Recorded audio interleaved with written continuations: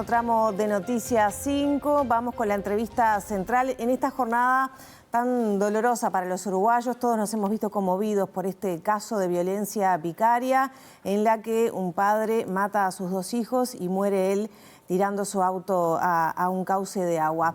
Para conversar sobre este tema, pero sobre todo con una mirada de aportar a que estas cosas no pasen más, es que recibimos hoy a la integrante de la Red Uruguaya contra la Violencia Doméstica y Sexual, licenciada en Trabajo Social y socióloga, directora de la ONG El Paso, a Cristina Prego. Bienvenida, Cristina. Muchas gracias, buenas noches. Bueno, esta tardecita la indignación llevó a que muchas mujeres, integrantes de algunas de las organizaciones que conforman a la red, se manifestaran en Presidencia y hubo un compromiso del secretario de Presidencia formar una mesa de diálogo a la brevedad. ¿Qué objetivo tendría ese espacio de diálogo que ustedes reclaman? Bueno, primero me gustaría mandar un enorme abrazo a la familia de Alfonsina y de Francisco, a la comunidad a la que pertenecen, a sus compañeros de clase, que seguramente Francisco iba a la escuela. 6 años. Sí. El impacto también en sus amigas, en sus amigos es muy importante. La necesidad también de acompañar a la comunidad que está viviendo esta situación, a todas aquellas personas que convivieron, que querían a estos niños y especialmente a su mamá. Primero, me parece muy importante enviar un profundo saludo y un abrazo enorme y que estamos a disposición para lo que necesite. Y para que esto quede, digamos, en generar una construcción para que esto no vuelva a pasar, es que ustedes piden instancias como esta mesa de diálogo que yo traía aquí, algo que se acaba de concretar hace minutos. ¿Qué pretende la red de esa mesa? Sí, eso fue, estas son demandas que la red viene haciendo desde hace mucho tiempo.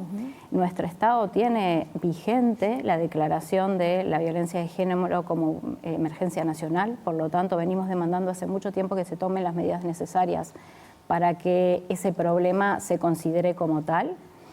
Y es necesario tener un espacio de diálogo, de construcción, de un diálogo constructivo para construir aquellas herramientas necesarias y las medidas que consideramos desde el trabajo directo con las personas que son urgentes y que son prioritarias. Este espacio de diálogo lo vemos de muy buena manera, nos parece muy importante el gesto de Sánchez, de haber bajado, haber compartido este espacio también de dolor con todas las personas que estábamos allí. Pero también hay una herramienta muy importante que en este momento todo el campo político tiene a disposición, que es el presupuesto, ¿no? Vimos mucha gente, muchos referentes políticos angustiados, tristes por esta situación, y yo creo que la mejor manera de demostrar la responsabilidad y trasladar ese dolor en acciones es revisar el presupuesto. Es revisar el presupuesto y que este presupuesto claramente tenga una mirada de género fuerte y de protección de la niñez y la adolescencia de nuestro país.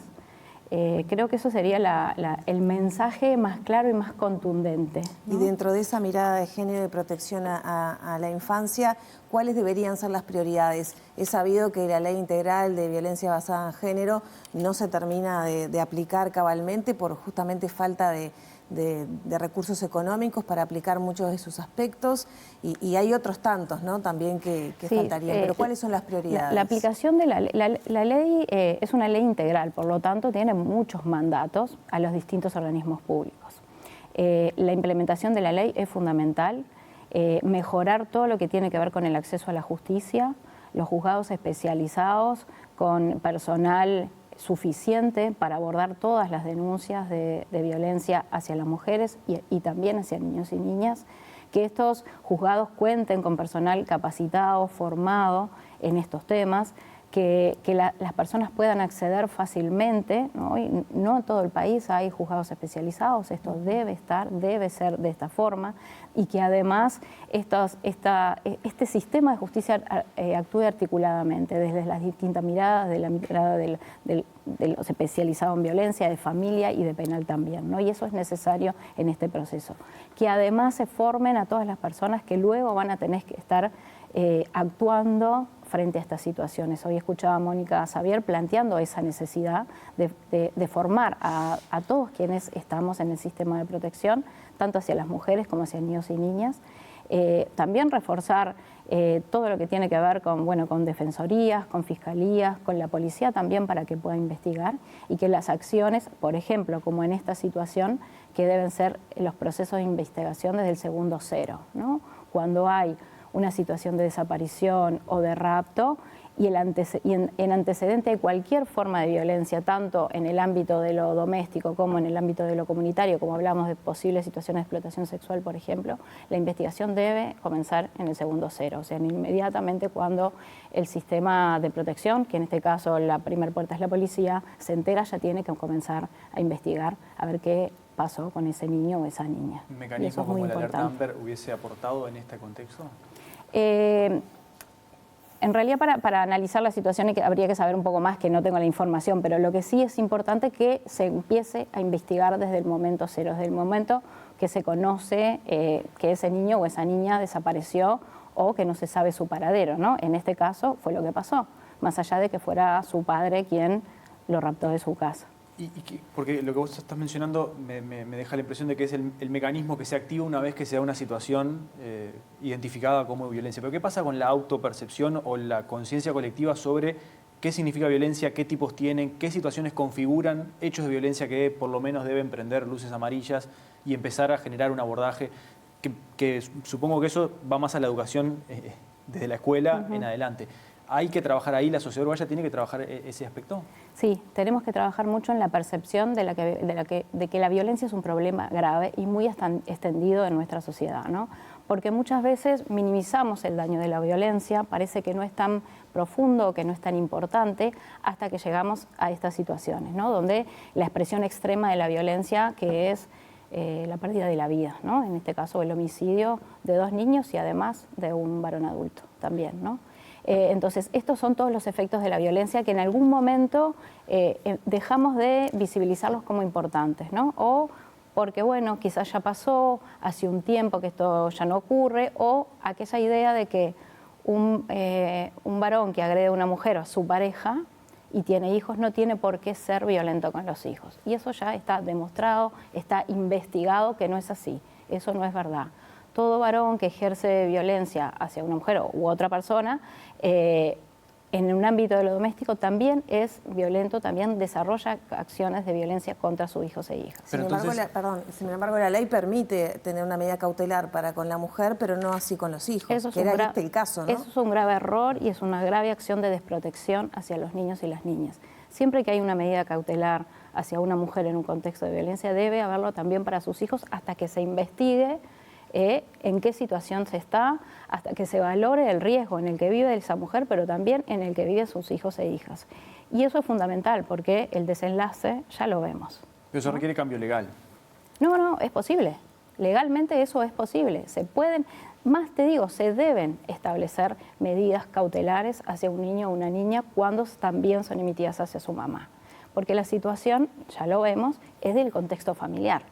Y además, cuando vemos situaciones como en este caso, que es una expresión de la violencia vicaria, ¿no? Lo que llamamos violencia vicaria, que es aquella violencia que es ejercida hacia la mujer por intermedio de otras personas, que a veces en general son sus hijos, pero también en otras situaciones, recuerden, han habido homicidios de las madres, de las hermanas, ¿no? De las mujeres, todas aquellas personas que quieren que esta persona que es violentada por intermedio de otras tiene afecto con estas personas, entonces ahí es donde estamos frente a una situación de violencia vicaria. El objetivo es dañar a esa mujer. ¿Y cuál es tu reacción cuando a ese cambio que vos proponés de que si hay una cautelar contra la mujer también deba ser contra para proteger a los hijos? ¿Qué respondés y cómo reaccionás cuando dicen pero eso puede generar que haya denuncias falsas o facilitar el objetivo que se busca con una denuncia falsa? ¿Cuál es la situación en Uruguay respecto a eso? Sí, yo creo que esa discusión ya está laudada, ya se hizo una investigación, ya se identificó que ese es un relato falso, el de que hay muchas denuncias falsas, y me parece que es importante que también podamos manifestar que eso son acciones intencionadas para deslegitimar la defensa de las mujeres hacia sí mismas y hacia sus hijos, ¿no? Ya se hizo una investigación, Ya está comprobado que eso en nuestro país no ha pasado, no es relevante para pensar el problema de la violencia hacia las mujeres y hacia los niños, y que tenemos que empezar a buscar realmente dónde está el problema, que es en la consideración de la violencia como un problema grave en nuestras sociedades, y que todos, cada uno de nosotros, pero también todas aquellas personas responsables de la producción de la política pública también lo vean. Y todas aquellas que ejecutan la protección, que desarrollan las acciones para que los niños y las niñas y las mujeres estén protegidos, visualicen eso también, ¿no? Porque hoy estamos frente a una situación donde ante situaciones de violencia vicaria que no llegan quizás, por suerte, pero no lo sabemos, porque esto puede pasar. Quizás en esta situación, si lo hubiéramos claramente advertido antes que podía pasar, estos niños hoy no estarían muertos, ¿no? Pero sí están pasando otras situaciones donde, por ejemplo, luego de un proceso de violencia doméstica, donde pasa nuevamente a juzgado de familia, donde aparece esta idea de nuevamente la revinculación, hoy estamos viendo que hay revinculaciones forzadas, estamos viendo que hay niños y niñas que están obligados a verse, a encontrarse con sus padres agresores, desconociendo esta producción de la violencia, ¿no? Y muchas veces se adjudica esto que tú decías, madres o que mienten o que inculcan ideas hacia sus padres, a sus progenitores, hacia sus padres, negativas, ¿no? Como de una mirada negativa hacia ese vínculo. Y hoy lo estamos viendo, y eso es parte de esta producción de la violencia vicaria que tenemos que identificar claramente, porque si no también empezamos a banalizar la violencia, ¿no? Como que no es tan importante, como es algo que se puede, con el tiempo se diluye, y ya está demostrado que eso no es así, y quedan niños y niñas muy desprotegidos. Ya tenemos que cerrar, pero sí. ¿A qué señales debería estar alerta una mujer cuando pueden aparecer signos de violencia vicaria, que este caso que tenemos hoy es como el extremo de eso, ¿no? ¿Qué señales se pueden tomar? Porque creo que todavía no estamos muy al tanto de cómo funciona la violencia vicaria. Sí, creo que estas situaciones ante la insistencia, ¿no? de si hay medidas cautelares, de aparecer en el lugar, de seguir a las mujeres, de seguir a los niños y las niñas, de ir a los lugares de la escuela, por ejemplo, aparecer sin dar información, sin la solicitud previa. Todas esas acciones creo que las tenemos que claramente visibilizar, las tenemos que mirar, y que las mujeres, cuando estas situaciones aparecen, tenemos que pedir ayuda.